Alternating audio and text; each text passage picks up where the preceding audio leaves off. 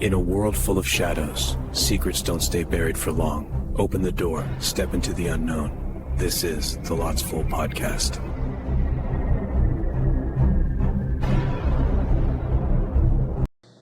Fuck with it some other time. So.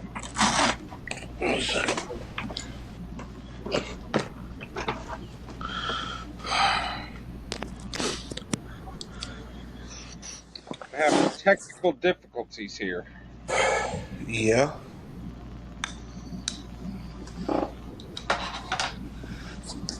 Let's see here. I'm supposed to be able to do all sorts of neat shit with this sometime. I don't understand why we're having so many technical difficulties. Could probably go ahead and introduce everybody back to the Lots Full Podcast. It's your co-hosts, Dakota and Arkansas Dave. I'm trying to get an intro made for this episode. Ooh, I like that green. That's that ring light that I've been using, but I was trying to. That green's kind of eerie. I like that. I don't know blue watches you out a lot. Yeah, I like that. Let's see. But I'm trying to do an intro here for this, and I don't know if it's going to work. It might not. I might just be retarded. If we're being completely honest, I do not have the energy to do it right now. So. Oh, my wife's going to kill me. Why is she going to kill you? I just broke her chair. I guess Weight Watchers is in your future. No, I pushed down trying to position myself, and this ain't a cheap chair either. It's like an $80 chair. Y'all are gonna have to bear with me this episode. It's been a week and a half. So. Well, how you been, brother? Oh, I've been. That's about it. Man, shit. Started getting sick on last Saturday and stayed pretty sick through Wednesday. Started feeling a little better yesterday and then doing better today. Yeah. So. You keep that shit up north with you. While you're at it, keep it all. While you're at it, keep the white shit up there too. What white shit? I'm getting the fucking ice. The white bullshit that's supposedly coming this way that Natalie's getting right now. Yeah, I'm getting fucking ice. And we ain't talking about U.S. immigration either. Oh no, we've had those. So. And if we're being completely honest, they needed to be here a long ass time ago. Yeah. But let's get back on the topic of part 2 of Sodder family. Oh, I'm sorry. Am I boring you? Oh, no, motherfucker, you ain't. Now, your face is kind of boring, though, but it's okay. I understand. You just that excited to get back to talking about missing children, huh? It's not that it's the case of the missing children. I just want to know what the fuck happened. Well, we stopped off last time because somebody had to get to his job. Hey, bills don't pay themselves, sir. Responsible. Bills don't pay themselves. Yeah, he had to be responsible. So, where we left off last time was the initial investigation. Didn't really find anything except for the planted heart that the police chief found, or was it the fire chief? I don't fucking remember. Was it a heart? I thought it was a liver. Well, it turned out to be a liver, but he tried to pass it off as a heart. Oh. It was a beef liver, but he tried to pass it off as a human heart because, you know, he thought people were fucking retarded. I'm trying to find it in my notes here. But I feel back in those days, people knew their cuts of meats a lot better than they do now. You know what I mean? Yeah, it was Fire Chief Morris. He had tried to pass off a beef liver as a human heart. So, but I mean, these are not very well off people. I'm sure they butchered their own cattle and stuff like that. I'm sure they could tell the difference between a beef liver and a human heart. Yeah. But we're getting into the 50s and 60s. So after the official investigation stalled, George and Jenny Sodder kept the story alive. In the 1950s, they put up a billboard along Route 16 near the site of their former home, displaying photos of the 5 children and offering a reward for information. This giant roadside billboard with the question, "What was their fate? Kidnapped, murdered, or are they still alive?" became a well-known landmark and remained standing for decades. Initially, the reward was $5,000, but the family later doubled it to $10,000 for any credible lead on the children's whereabouts.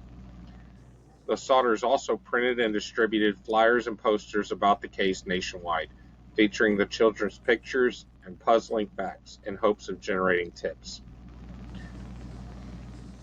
Leads and eyewitness reports began to trickle in from various places, though none could be confirmed.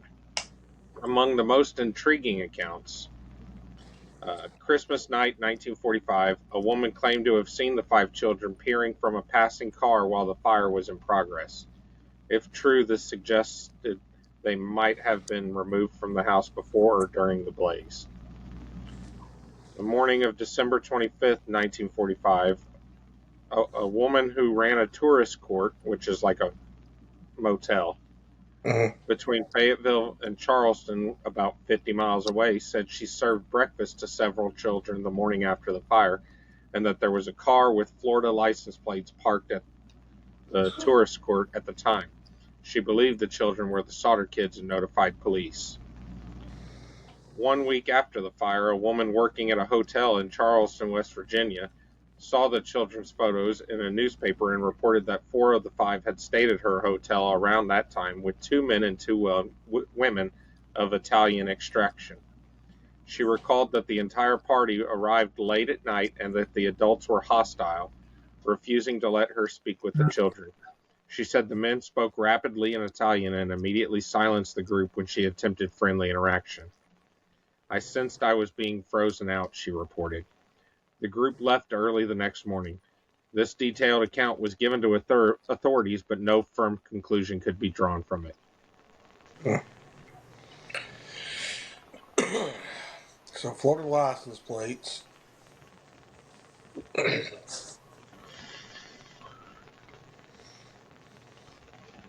Man, they're going north. 3 separate accounts. Yeah.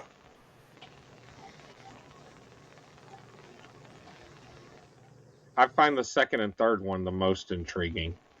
Yeah. I mean, they're heading north, which suggests they're probably going to New York. Possibly. And what's funny is I was talking to one of my coworkers the other day about this case. And I told him my theory on it, with it being mafia related. Right. Damn it, Dave. Tell people to quit calling you when we're recording. Can't help it, man. And he said, "So you think maybe the children went to New York?"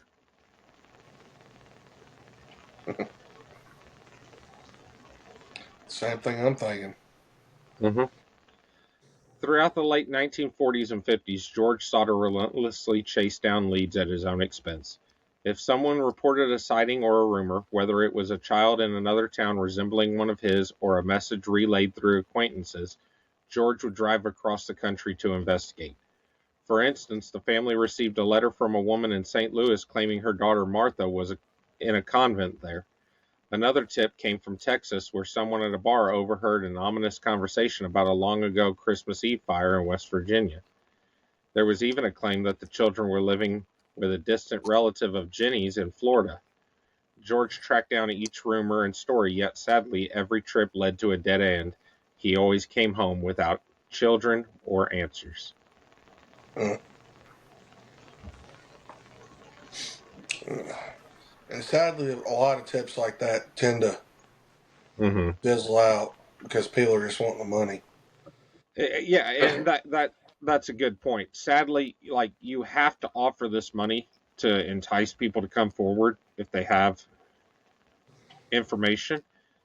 But this money also brings out people that just want the publicity, or they just want the money, and they will make up any fucking thing they can to try to get it. I mean, we see that even today.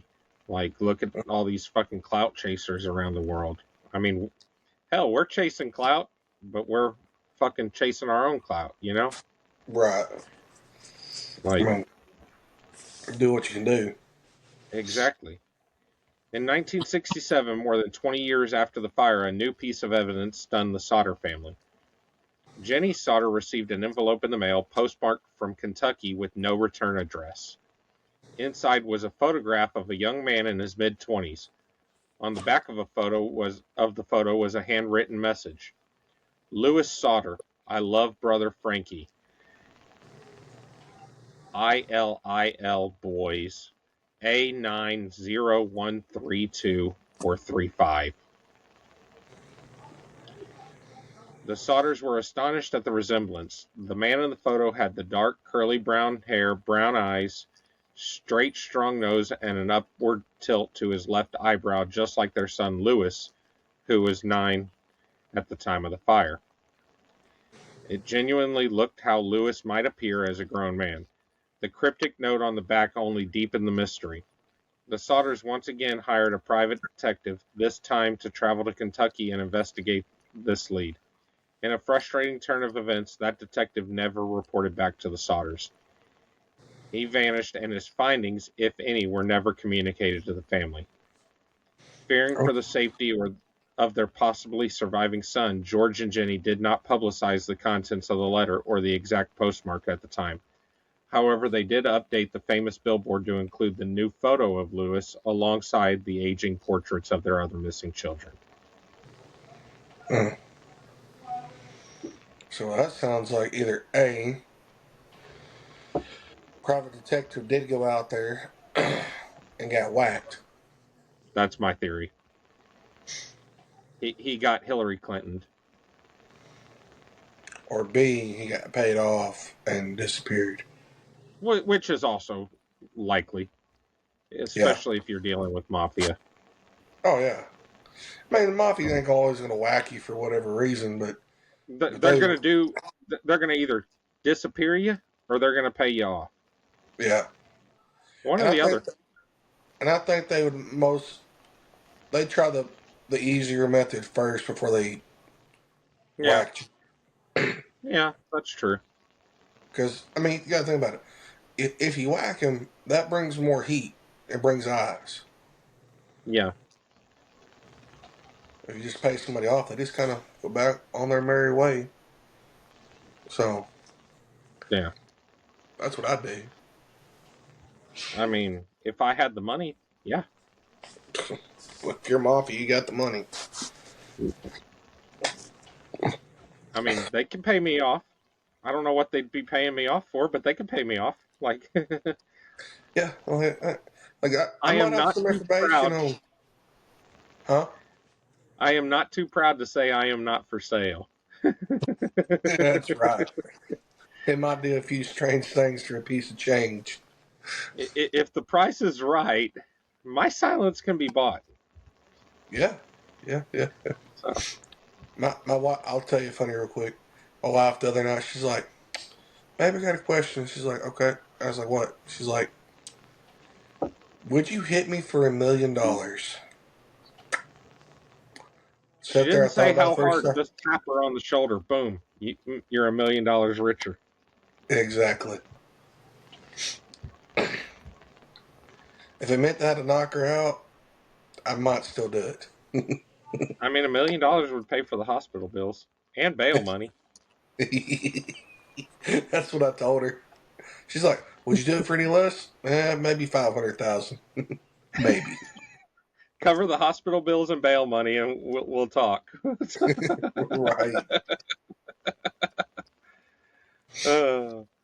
By the late 1960s, the Sodder parents were aging, and the lack of closure weighed heavily on them. In 1968, George Sauter told the Associated Press, "It's like hitting a brick or hitting a rock wall. We can't go any further. We just don't know what to do now." Yet he remained steadfast in hoping for a break in the case. George Sauter died in 1969 at age 73, still believing his children might be out there. Jenny Sauter lived until 1989, always dressed in black in perpetual mourning, and maintained the billboard and her hope until her death. Only after Jenny's passing was the weathered billboard finally taken down. The Sauter's surviving children continued to investigate and keep the story alive in the ensuing years. Their last living child, Sylvia Sauter, who was only 3 at the time of the fire, grew up hearing the theories and joined her older siblings in maintaining that the 5 missing children likely survived. Sylvia, who passed away in 2021 at age 79, never believed her siblings died in the fire and remained determined to figure out what really happened. Now that's interesting because I found information saying that another one of the children, the one that wasn't there that night, is also still alive. Yeah. But that could be wrong.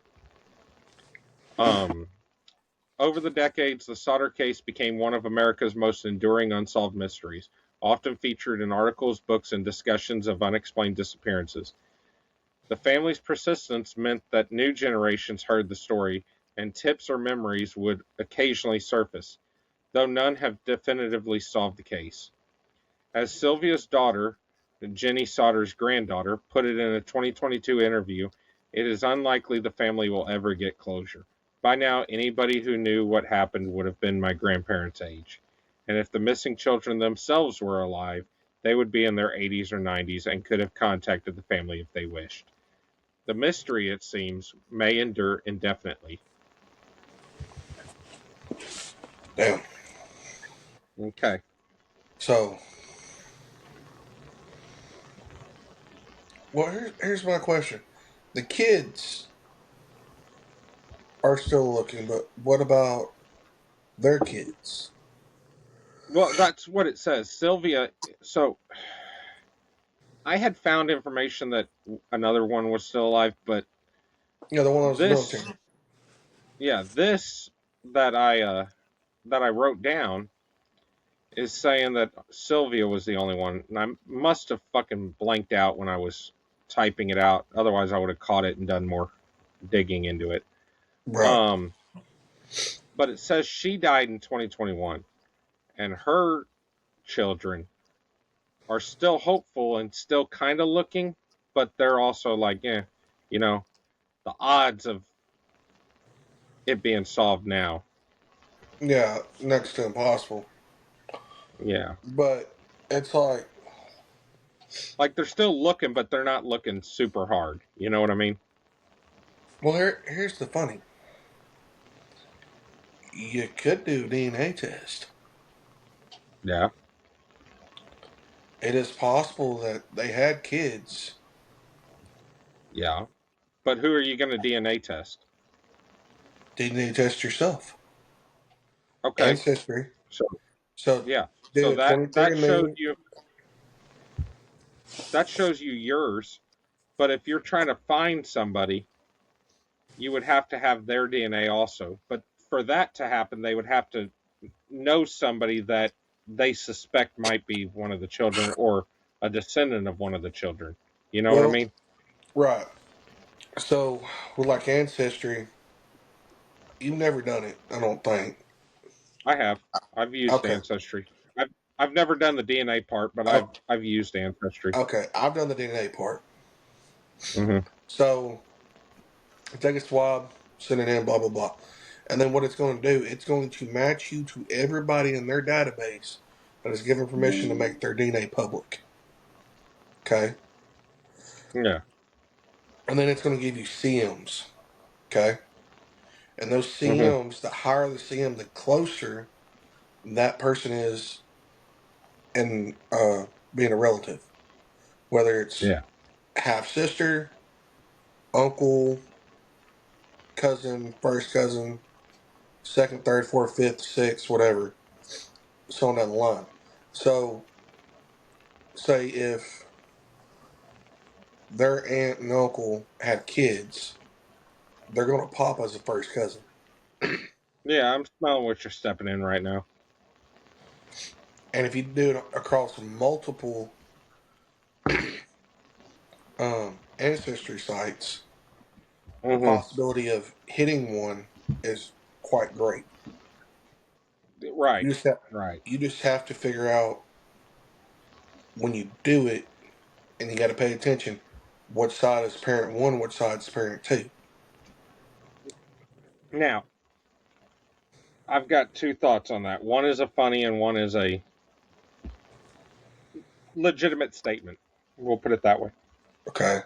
One, the legitimate statement, I have an issue with that because they store your DNA and the government has access to it and stuff like that. You know me, Uh, I don't trust the government. yes, technically the government does have access to it, but they still have to pay That for it. that's been that's been proven in court. Yeah, So but you can make your DNA private. yeah. Well, you can now. So, It wasn't always like that. yeah. They did a lot of shady shit. Two, the funny, I'd be scared, especially in certain states, to DNA test myself and my wife.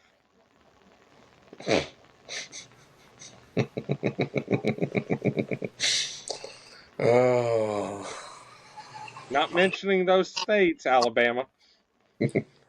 Alabama, Virginia, Kentucky. Oh, sorry. West Virginia, where this is. Yeah.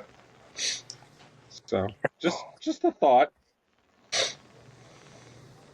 I'd be very scared.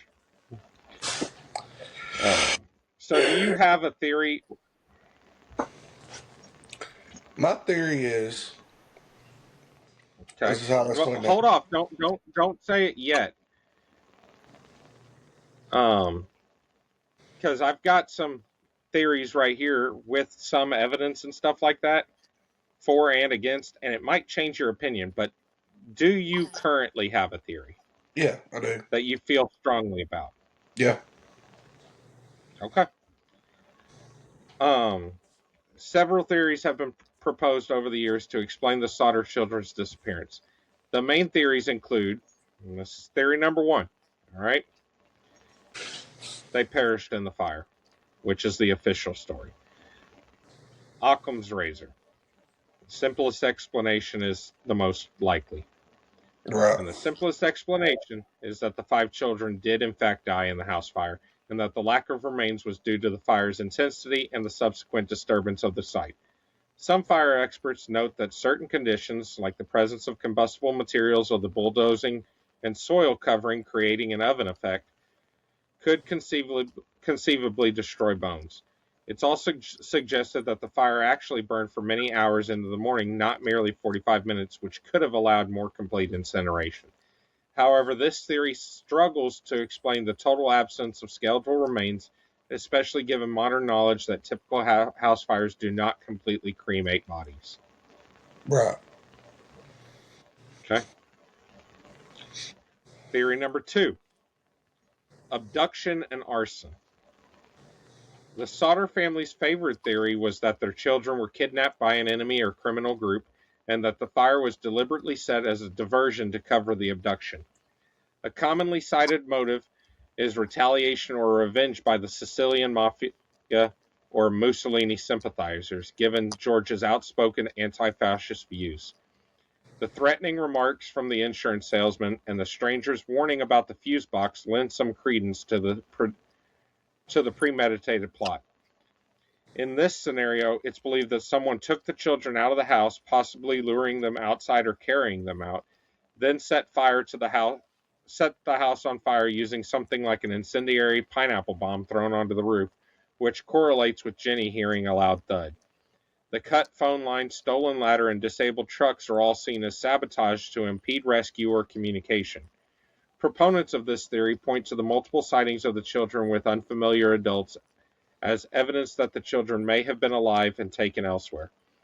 Some have speculated that the children could have been taken back to Italy or to live with distant relatives, or even sold into adoption or trafficking. The mafia retaliation theory posits the children might have been harmed shortly after to punish George, but another version suggests they were raised in hiding. Notably, George's eldest sons later theorized that the kidnappers may have intended to take all the children, but in the chaos only succeeded in taking 5. John Sodder said the kidnappers might have been trying to take us all. My brother-in-law barely got out.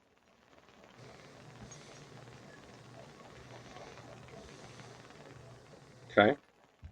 You following along? My brother and I barely got out. Yeah. So they only got out because George went and woke them up. Yeah. But here's my problem, real quick. I don't think they were carried out the front door or the back door. No, absolutely not. I mean, I just don't.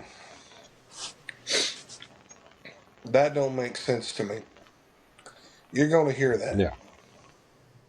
Yeah. You're going to hear 100%. a bunch of damn footsteps. Thump, thump, thump, thump, thump, thump. So. Completely agree. Theory 3. Organized crime or child trafficking. A variant of the abduction theory doesn't focus on George's politics, but rather on a criminal opportunistic move. Perhaps an illegal adoption racket or child trafficking ring targeted the Sauter children. The large Sauter family and the chaos of the fire could have been an opportunity for abductors. This is more speculative, but the Sauters did consider the possibility of a human trafficking scheme. However, no direct evidence of such a ring was ever found in connection with the case. Okay. Theory 4. Inside plot. Over the years, a few have wondered if either George or Jenny or one of the older kids could have orchestrated an insurance scam or some plot that went awry. There is no evidence supporting this, and given the Sauters' subsequent behavior, spending their life savings trying to find the children, such a theory is generally dismissed. The family's genuine desperation for answers strongly indicates that they were not involved in the children's disappearance. Yeah, I don't know that one's going to be holding light to this. Throughout all these theories lies the central question: did the 5 Sauter children die in the fire, or did they survive it?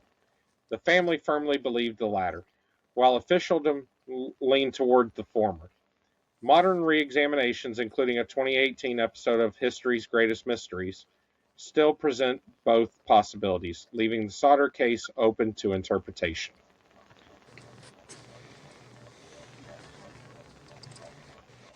So we've got one more section, but before we get to that, let's hear your theory of the events of that night, of Christmas Eve.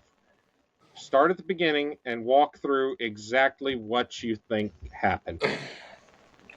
So, here's my thought process. I'm going with the Sicilian Mafia and or Italian Mafia. Fucking Mussolini sympathizers. Yeah, Mussolini sympathizers. That's the way I'm leaning. With the insurance guy, the other guy with the breaker, the truck's being disabled, the phone line fucking cut, and the ladder. What I think happened is all 5 kids were woken up and then told to go down the ladder through the window. That's what I'm thinking. Then you take the ladder, you ditch it, you throw the pineapple bomb on the roof, starts the fire. Okay? Now, the trucks and everything else cut, you can't run anywhere. You can't call anybody, which is going to give them time to get away. More than likely, they had a vehicle stashed somewhere close, but not too close, so that the Sodders would hear the vehicle start up and leave. And then you got the sightings of the kids. I think were probably very plausible. The Kentucky guy, I think there may have been something to that and everything. Him not returning, there's a few theories on that. One, he could have died of natural causes going out there. Just to the fact, depending on his age.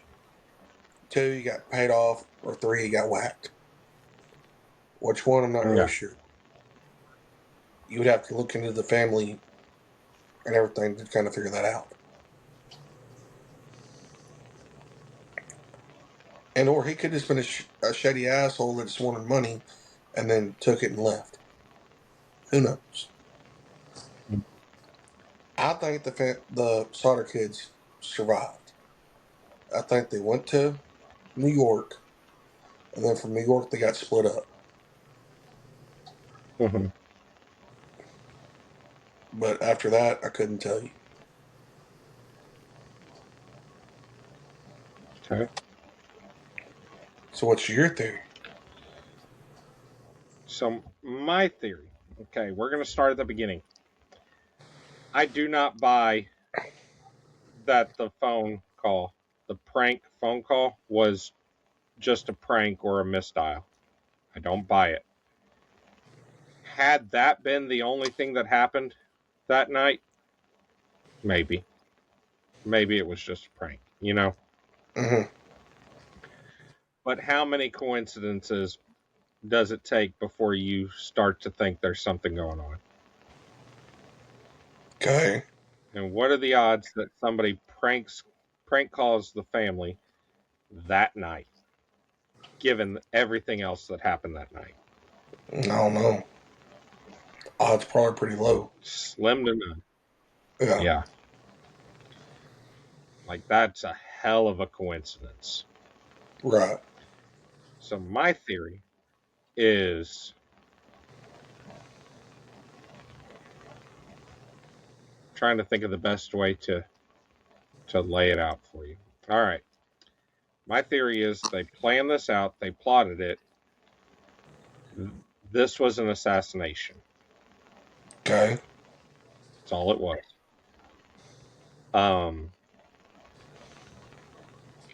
I think they had somebody call to make sure the family was home. And when somebody answered, okay, there's your answer, you know? Okay. They headed over there.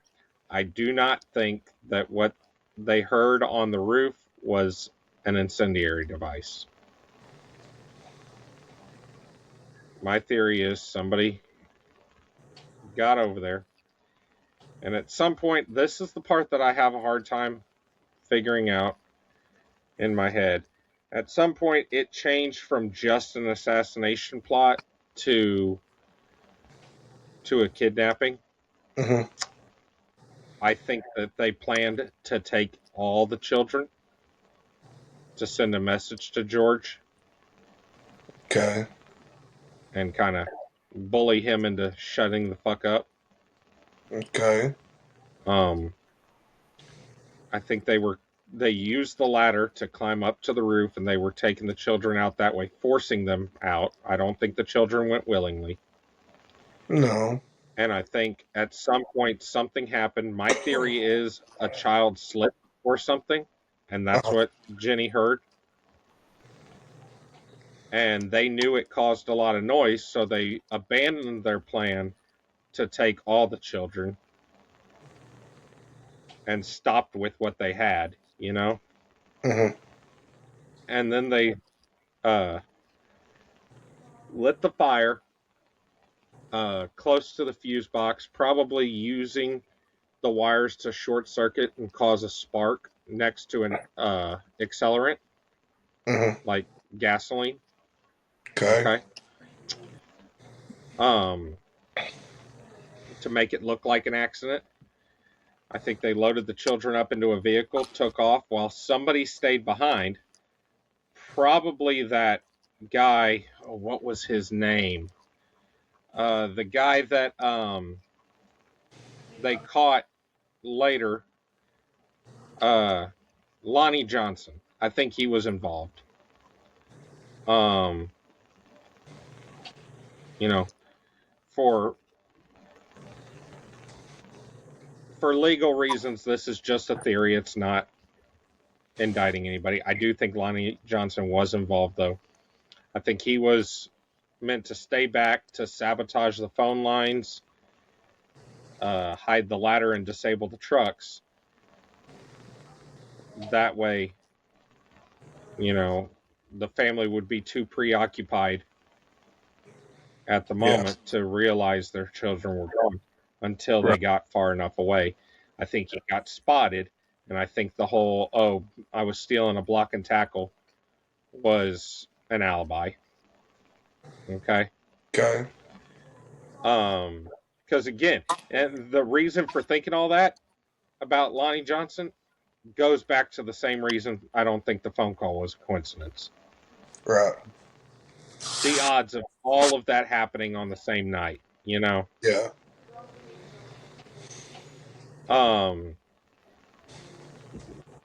And I think the children were sold into an adoption, a black market adoption thing. Okay.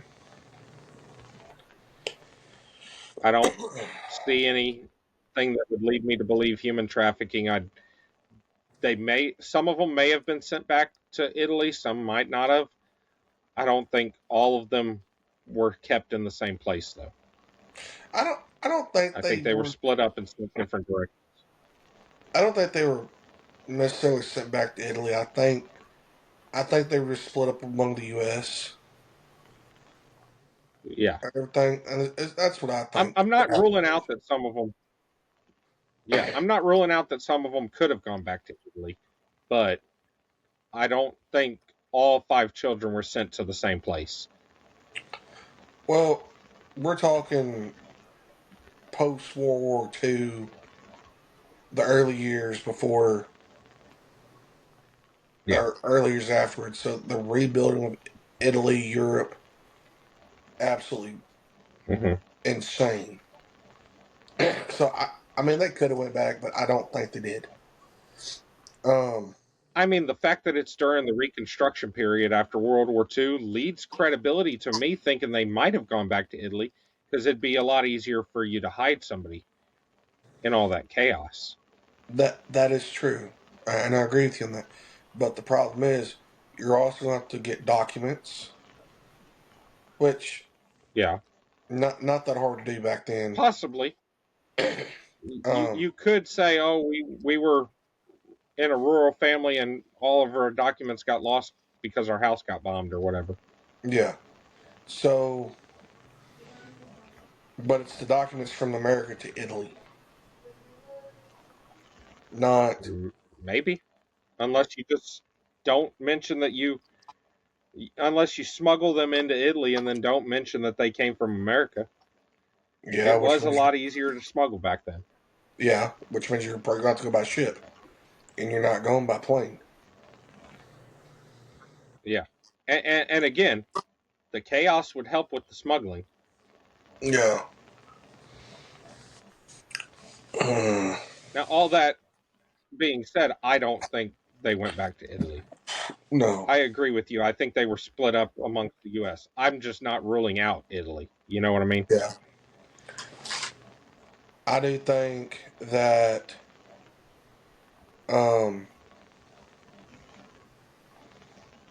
the DNA test needs to be done, if it hasn't already.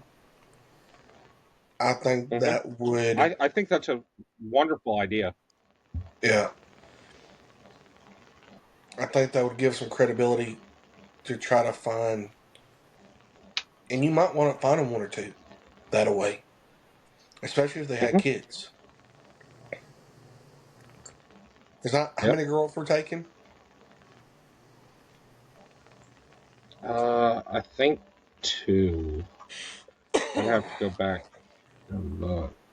Let me see here. So you got two. There's two girls taken. I mean, and Italians are known to have big families. Three girls were taken: Martha, Jenny, and Betty. And Okay. then two boys, Maurice and Louis. Uh-huh. So the girls, let's, for shits and giggles, so they had 5 kids apiece, which Mm-hmm. wouldn't be uncommon. That's 15 kids No. for 3 Nope. girls. Mm-hmm. It's 15 kids for 3. We're not I counting the agree. boys. Yep, I agree. I'm following you. Yep.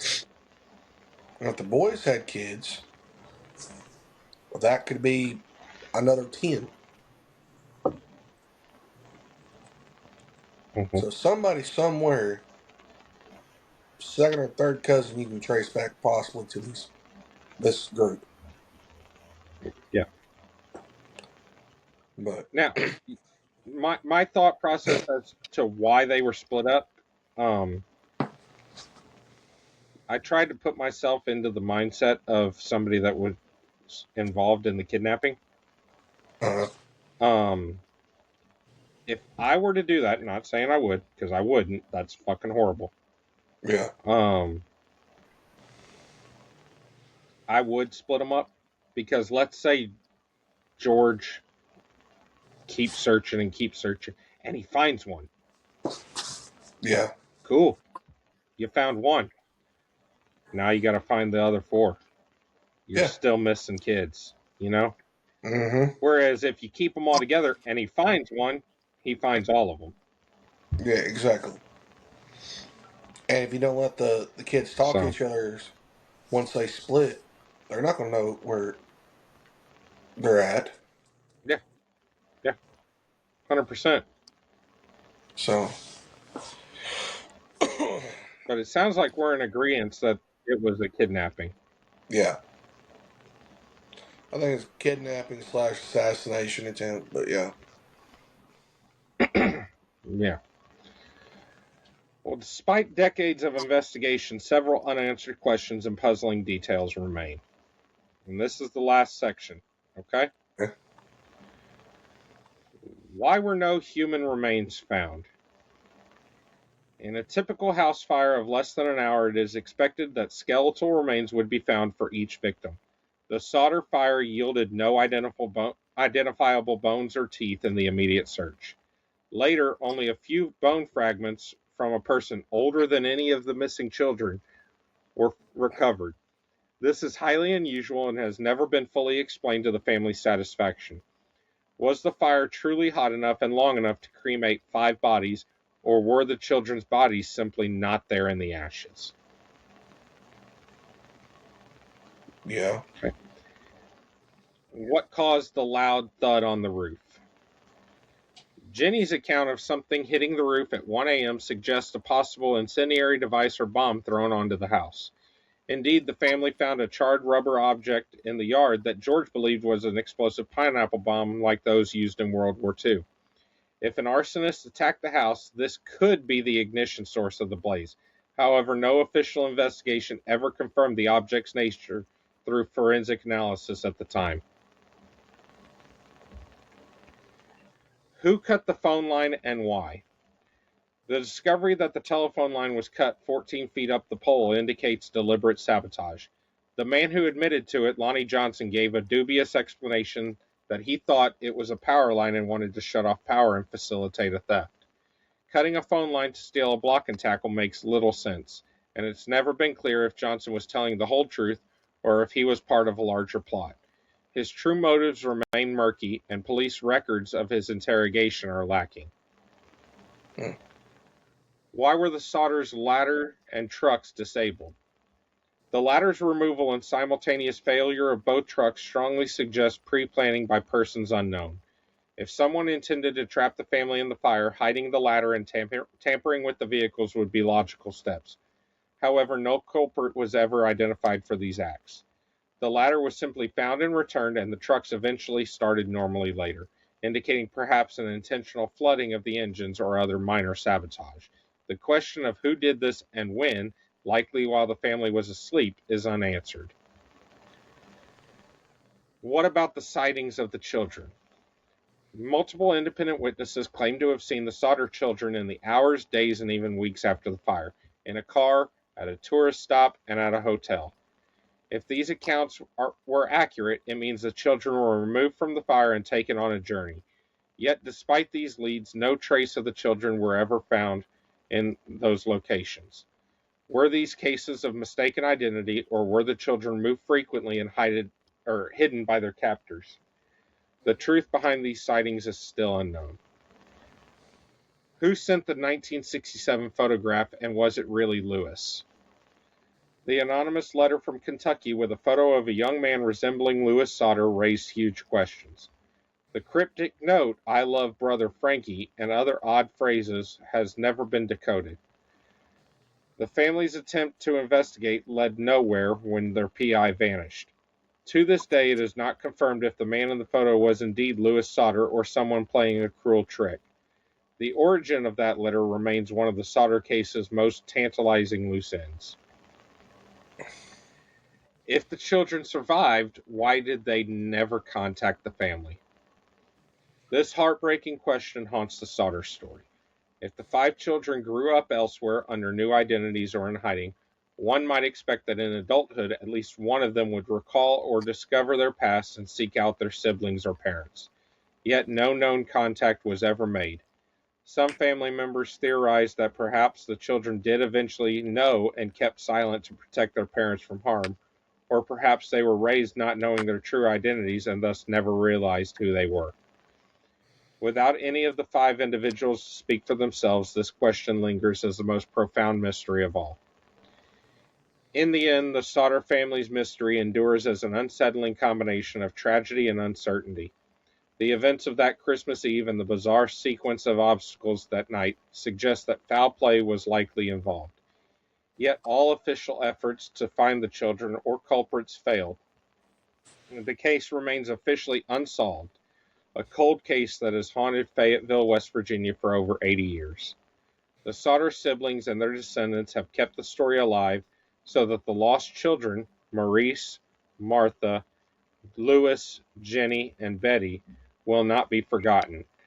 What truly happened in the early hours of December 25, 1945, under the cover of fire, is a question that continues to provoke speculation and sorrow. And as of this day, it remains one of American history's most infamous unsolved mysteries. Yeah. And ladies and gentlemen, that right there is the story of the Sauter family mystery. Well. Oh, come on. I don't even get a handy clap for that one.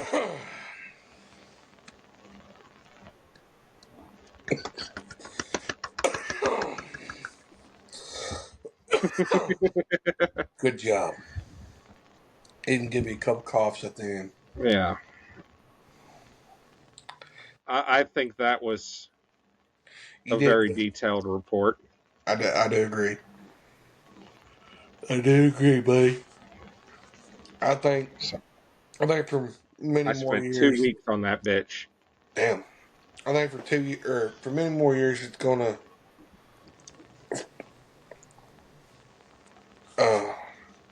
sorry. For many more years they'll probably look into it, but it's gonna fizzle out and just become legend. And everything. I don't think it's ever going to be solved. No. The likelihood of being solved now is like probably 1 in a million. You got better chances winning the lottery. It's the same situation as I said with Hopkinsville. It's been so many years since the event that the odds of it being solved now are just so minuscule. Yeah. You know? I agree. I do agree. But, like they say, squirrel gets a nut every once in a while. As soon as he gets lucky. A broken clock is right twice a day. Yeah, that's right. Weirder shit has happened. So, well, I hope y'all enjoy that. Dave, I'm gonna pose you a thought, and I want people watching this to chime in on their opinion too. I vote we take the hiatus over the next 2 weeks. That'll allow us time to get a back catalog recorded and ready to go. Like, we'll still be recording over the next 2 weeks, but just to kind of get ahead, you know? And in the meantime, to keep you folks entertained, because that's all we are to you as dancing monkeys, I think I'll stitch together part 1 and part 2 of Hopkinsville and part 1 and part 2 of Sodder Family and upload those as mega episodes. Yeah. I mean, I'm fine with that. So. Okay. I mean, If y'all are cool with that, let us know. Or if you're not cool with it, let us know. And if I hold power this weekend, maybe we'll throw a few episodes together. Start getting that back catalog started. Yep. That's my thought. So. That'll give us 2 weeks to record. So. Yeah. Well, Dave, close us out, you beautiful son of a bitch. You beautiful motherfuckers. Listen, we love y'all. We appreciate y'all. Like, follow, and subscribe. Follow us on YouTube, TikTok, Apple Podcast, and Spotify. Go follow Natalie over on the Facebook page. One of these days we'll have a Twitter, maybe, and an Instagram. Who knows? We're just trying here, okay? We're trying to make some money. Who knows? We might get there one of these days. But till next time, y'all. We're just two autistic retards trying to make a podcast. That's right. We're on the spectrum. Man, we really are. Mm-hmm. But hey, y'all have a good night. Y'all stay safe with all this winter weather out there. If you're in the south or on the east coast, up north, wherever you're at. So y'all be safe. And have a good one. All right. Later, brother. Later.